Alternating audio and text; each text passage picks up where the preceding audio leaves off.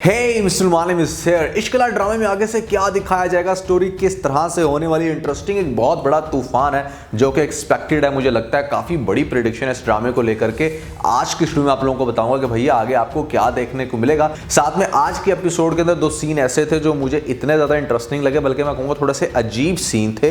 वो कौन से सीन थे ये भी बताऊँगा, और ये भी बताने वाला हूँ कि आज की एपिसोड के अंदर सबसे फनी और इंटरेस्टिंग सीन कौन सा था। इन सारी चीज़ों को आज हम डिस्कस करने वाले हैं। फिर जो नए लोग आए मेरे चैनल पर जल्दी से दबा दे सब्सक्राइब का बटन, पुराने जैसे कहते हैं इंस्टाग्राम पे फॉलो या @मालिम, क्योंकि आपके सभी क्वेश्चंस के आंसर मैं वहां पर करने वाला वीडियो कर दे जैसे लगता है हम स्टार्ट कर सकेंगे बहुत ही सुपर डुपर रिव्यू। तो चले आगे बढ़ते हैं।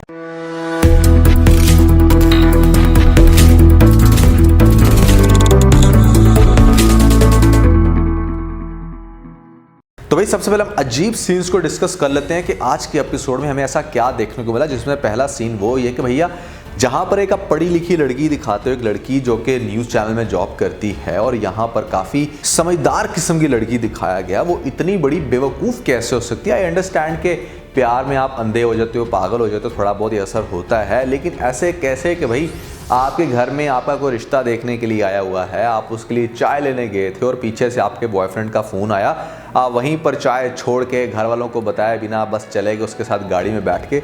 This is height of stupidity. मेरे ख्याल से इस तरह के एटीट्यूड को ड्रामास में भी प्रमोट नहीं करना चाहिए। कि मतलब बहुत सारी लड़कियां ना फिर इस चीज़ को समझते हैं कि इट्स प्रीटी मच नॉर्मल। देखें, आपने अपनी लाइफ में जो भी मैस करना है आप करें, आपको पूरा राइट है, दिस इज़ योर लाइफ, लेकिन एटलीस्ट आपको दूसरे इंसान की सेल्फ रिस्पेक्ट का ज़रूर ख्याल रखना चाहिए। और मेरे ख्याल से किसी का मोरल इतना ज़्यादा डाउन नहीं करना चाहिए कि कोई आपके घर में आके बैठा आपके लिए रिश्ता मांग रहा है, आपको इतनी रिस्पेक्ट दे रहा है। और ऑनेस्टली स्पीकिंग फरहाद, एक तो फरहाद मेरे माइंड में बैठा हुआ है। अब ये जो फहद लड़का है, ये फहद लड़का दिखने में ज़्यादा ज़लान से अट्रैक्टिव है, ज़्यादा हैंडसम है वुड से। आप लोगों को ऐसा लगता है नहीं? ज़रूर बताएगा नीचे मुझे कमेंट सेक्शन में। दूसरी जो चीज़ मुझे अजीब लगी ना इस ड्रामे के अंदर वो ये है कि इतने ज़्यादा कोइंसिडेंट कैसे हो सकते हैं। हाँ ठीक है, आपने दिखाया कंवल को कि भाई वो आबिद के कान में ये प्लानिंग करती है एक सेकंड के अंदर कि भाई इस तरह से तुम पहले गुंडे भेजना, मैं बाहर भेजूंगी उसको घर से किसी काम से, और पीछे से भाई अचानक से आ जाना, फिर तुम उन गुंडों की धुलाई करना या उनको डांटना, तुम इस तरह से उसका दिल जीत लोगे। मतलब ये सारा कोइंसिडेंट एकदम से कैसे होना था कि अभी वो घर में आके बैठी ही है और साथ ही उसको नज़र आ गया कि हाँ भाई वो दवाई लेने के लिए जा सकती है, तो उसे भेज दिया। पीछे से उसने आबिद को फ़ोन भी कर दिया, आबिद ने सारा कुछ अरेंज भी कर लिया एक सेकंड के अंदर। इतनी भी खैर लूटनी पड़ी होती। ड्रामों के अंदर आप इत्तेफाक दिखाते हो, लेकिन ऐसा दिखाया करो जिसको हमारी सेंस भी एक्सेप्ट कर ले।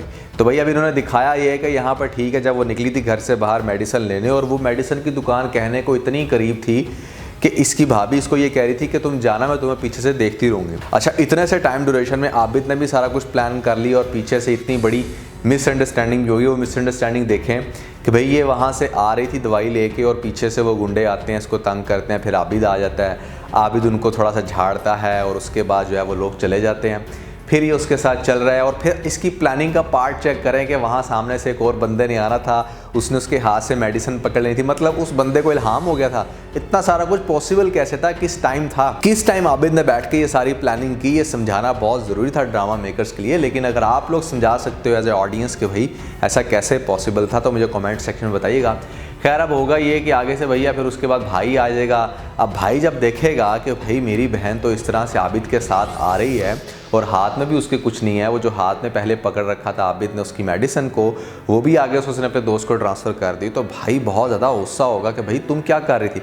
वो कहेगी कि मैं अम्मा की दवाई लेने गई थी, तो वो कहेगा कि दिखाओ कहाँ पर है दवाई, और दवाई इसके पास होगी नहीं। भाभी इल्ज़ाम लगाएगी कि तुम्हारी बहन तो मेरे भाई आबिद के साथ जो है वो भाग गई थी, इनका चक्कर चल रहा है। अब ये बात सुन के तो डेफिनेटली भाई वो इंसान जिसने पहले अपनी जॉब छोड़ दी अपनी बहन की इज्जत की खातर, वो कितना आग बोला होगा। जब उसे ये बात पता चलेगी वो सीधा जाएगा आबिद के घर, धावा बोलेगा, वहाँ पर जाके उसकी सही मार कुटाई करेगा, ठीक ठाक तमाशा होने वाला है। और ये बात डेफिनेटली जब अगेन पता चलेगी कंवल को, तो कंवल फिर से तमाशा करेगी कि भाई तुम्हारी बहन ही मुलव्वस है इन सारी चीज़ों में, तुम क्यों उसको जाके मार के आए हो। अब अस्का बहुत कहेगी कि मतलब वो घर से बाहर दवाई लेने के लिए गई थी, और अस्का की माँ भी ये कहेगी कि मेरी तबीयत ख़राब थी, तुम क्या ड्रामा कर रही हो। अगर तुम सच्ची हो तो अपनी बेटी के सर के ऊपर हाथ रख के कसम खाओ कि तुम सच बोल रही हो और मेरी बेटी जो है वो झूठ बोल रही है। तो वो इस लेवल पे जाके मतलब इतनी गिरी हुई हरकत करेगी कंवल के अपनी बेटी के सर पे हाथ रख के कसम खा देगी उसकी कि मैं इसकी कसम खा के कहती हूँ कि ये जो अज़का है ये झूठ बोल रही है। अब ये सारा कारनामा इसने क्यों किया?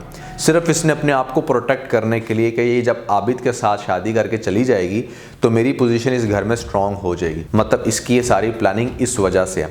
अब जब वो ये हरकत करेगी तो डेफिनेटली भाई जो पहले मार कुटाई करके आ गया, इतना ज़्यादा ड्रामा हो गया, और अब जब उसकी बेगम ने उसके माइंड में ये बात डाल दी कि भाई तुम्हारी बहन का तो मेरे भाई के साथ यानी कि आबिद के साथ जो है वो चक्कर चल रहा है, तो कोई भी भाई ये बर्दाश्त नहीं करेगा कि मतलब उसकी बहन कल को शादी करके किसी दूसरी जगह जाती है तो वहाँ पे दूसरे दिन ही उसकी इज्जत के ऊपर इतना बड़ा क्वेश्चन मार्क लग जाए कि भाई तुम्हारी बहन तो मतलब पहले से ही। तो इस वजह से उसका भाई यानी कि सुल्तान ये डिसीजन लेगा कि अब इसकी शादी हमें आबिद के साथ ही करवानी है। अब ये चीज़ सुन के तो कंवल बहुत खुश हो जाएगी। आबिद बेचारा जो अपने ज़ख्मों की हाय हाय कर रहा होगा, तो इसको कंवल ये खुशखबरी देगी कि भाई सुल्तान जो है वो मान गया और अब तुम शादी की तैयारियां करो। वहाँ से वो भी बड़ा खुश होगा कि चलो फाइनली हमारी प्लानिंग कामयाब होगी। यहाँ से इस बेचारी का भी होगा बुरा हाल, लेकिन अपने भाई की बात मानते हुए इसको दुल्हन बनना पड़ेगा और ये दुल्हन बनेगी भी। लेकिन ड्रामे के अंदर आपको सबसे बड़ा इंटरेस्टिंग सीन ये दिखाया जा सकता है, यहाँ पर जब आप झूठी कसम उठाते हो ना तो किसी ना किसी की मौत होती है। या तो उस बंदे की ही मौत हो जाती है जिसकी कसम आपने उठाई होती है, या जिस शख्स की कसम उठाई होती है उससे बहुत ज़्यादा जो कनेक्टेड इंसान होता है उसकी डेथ हो जाती है। तो मेरा ये ख्याल कहता है कि यहाँ पर जो आपको सुल्तान की डेथ दिखाई जाएगी, जहाँ पर वो रोड क्रॉस करते हुए अचानक से किसी गाड़ी के नीचे आके कुचला जाता है, तो भाई ये सीन बहुत ही ज़्यादा दर्दनाक होगा। और हो सकता है कि ये सीन एग्जैक्टली उसी डे पे हो जिस दिन यहाँ पर निकाह होना हो किसका, अज़का का और आबिद का। और वो निकाह डेफिनेटली इस बात की वजह से पोस्टपोन हो जाएगा क्योंकि उसके भाई की डेथ होगी। और माँ फिर चीखे के चलाएगी कि तूने झूठी कसम उठाई थी जिसकी वजह से मेरे बच्चे की जान गई। और ये बात फिर कंवल को भी पता चलेगी कि हाँ उसने कितना बड़ा जो है वो गलत काम कर दिया। अब सुल्तान का ये जो गाड़ी के नीचे आने वाला सीन है ये बहुत ही ज़्यादा ग्राफिक है मेरे ख्याल से यूट्यूब की टर्म्स एंड कंडीशन के हिसाब से। लेकिन इस सीन को मार्क क्यों नहीं किया गया, इसके पीछे भी एक कहानी है जो मुझे सुनने में मिली थी, बड़ी इंटरेस्टिंग है। आप लोगों को क्विकली बता देता हूँ कि वो जो फिलहाल 2 गाना आया था जिसके अंदर आपने देखा वही जो अक्षय कुमार है वो गाड़ी के नीचे आके मतलब मारा जाता है और उस सीन को बड़ा वाज़ह करके दिखाया जाता है। तो वो जब सीन शूट हुआ तो यूट्यूब ने उसके ऊपर कोई एक्शन नहीं लिया, तो बहुत सारे ऐसे फिर मिनी शूट्स हुए जिसके ऊपर लोगों ने इस तरह के सीन्स दिखा के थोड़ा सा मज़ीद अपनी वीडियो को इंटरेस्टिंग बनाने की कोशिश की। तो डेफिनेटली यूट्यूब जो है वो अगर उस सीन को छोड़ सकता है तो उसे बाकी सारे सीन भी छोड़ दें। अदरवाइज़ इस लेवल के जो सीन है वो बिल्कुल भी एक्सेप्टेबल नहीं थे एज ऑफ माई नॉलेज, मतलब साल पहले तक। खैर अब जिस गाड़ी के नीचे आके ये बंदा मरेगा सुल्तान, अब वो जो गाड़ी है वो हो सकता है कि किसी बहुत बड़े पॉलिटिशियन की हो। और आगे से इंटरेस्टिंग आपको ये दिखाया जा सकता है कि जो अज़का का भाई सुल्तान गाड़ी के नीचे आके मर गया, इस केस की सुपरविजन करेगी Shanaya as a investigative journalist, जिसमें इसको इस बात की खोज लगानी होगी कि आखिर किसकी गाड़ी थी। और पता चलेगा कि भाई वो तो कोई बहुत बड़ा पॉलिटिशियन है, फिर उस पॉलिटिशियन के ये पीछे पड़ जाएगी उसको सज़ा दिलवाने के लिए। और फिर आगे से वही सारी चीज़ें कि मतलब उसकी ख़ानदानी दुश्मनियाँ शुरू हो जाएंगी उस पॉलिटिशियन के साथ। और फिर भैया साथ में रगड़ा जाएगा अज़लान भी, अज़लान को ये चीज़ बुरी लगेगी।